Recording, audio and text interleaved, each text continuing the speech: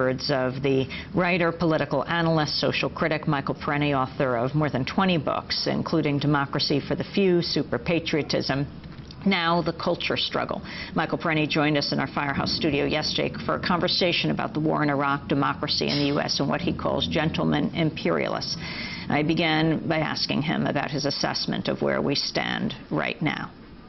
The war has destroyed Iraq, and the war has already created a bloodbath. Bush said we can't leave because there'll be a bloodbath. The bloodbath is now. It's going on now. I heard the same thing for 10 years about Vietnam. We can't leave. There's going to be a bloodbath. Well, in fact, when we left Vietnam, the bombings stopped, the Agent Orange spraying stopped, the napalming and killing people stopped, the Phoenix CIA assassination program stopped.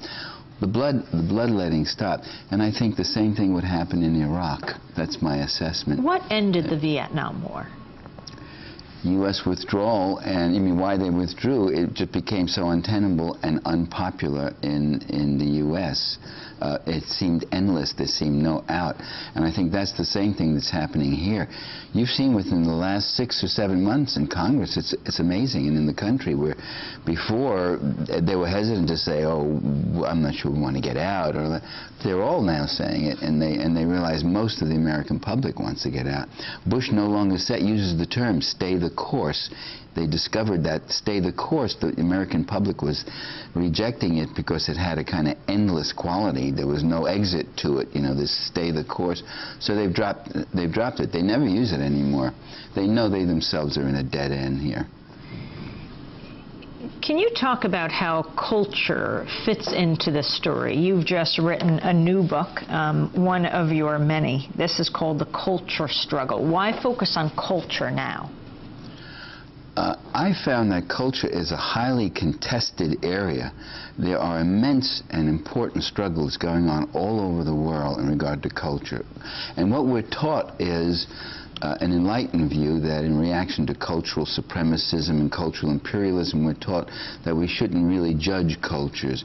And yet, every single culture, including our own, needs to be judged, because cultures are not neutral things. Some people benefit and other people can be victimized by culture.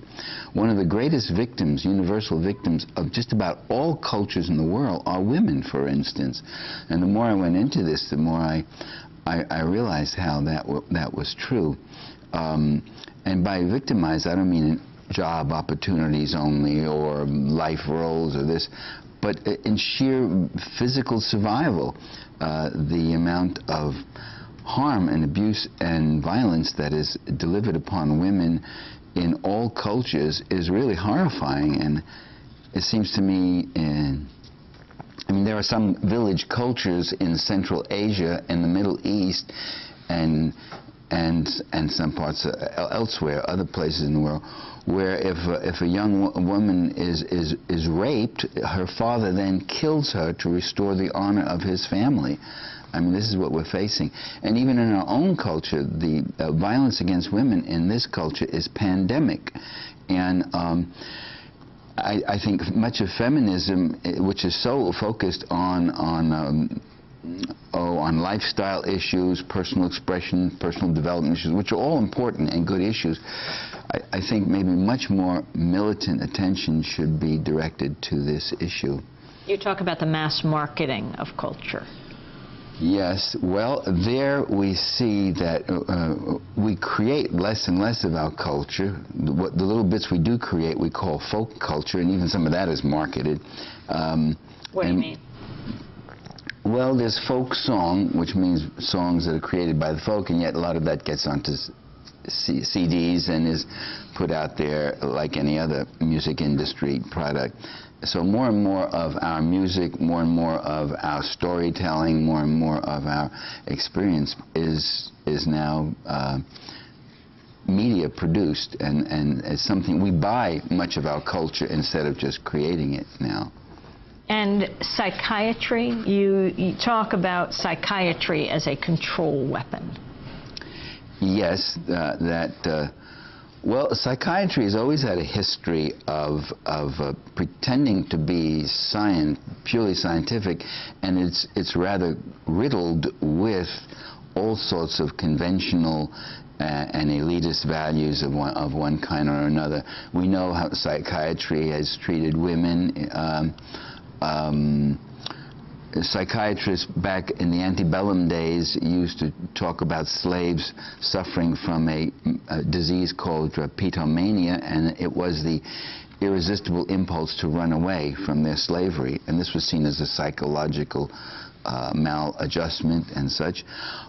For generations, right up into the 1970s, homosexuality was treated as a sickness that had to be treated in some way, and today the American Psychiatric Association has reversed their position and say it isn't a sickness. Well, both those positions were arrived at in non-scientific ways. The first was just part of a homophobic culture, and the second was in response to the political activism of gays who said, stop it, this is a form of oppression upon us. Cultural imperialism? Cultural imperialism just shows that imperialism doesn't work alone. When a power or a conquering force goes into an area, it then it then brings in its own holy men and its own standards and its own cultural styles and life to impose on the people, to the extent that it serves the colonizing power.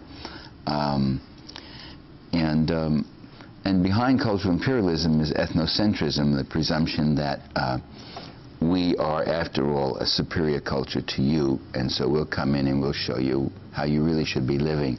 You get some of that in the present Iraq War. There's a presumption that this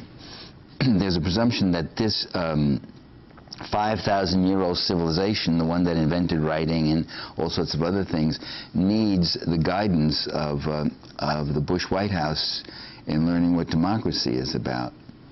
And that's the biggest joke of the day. You didn't even crack a smile, but all right.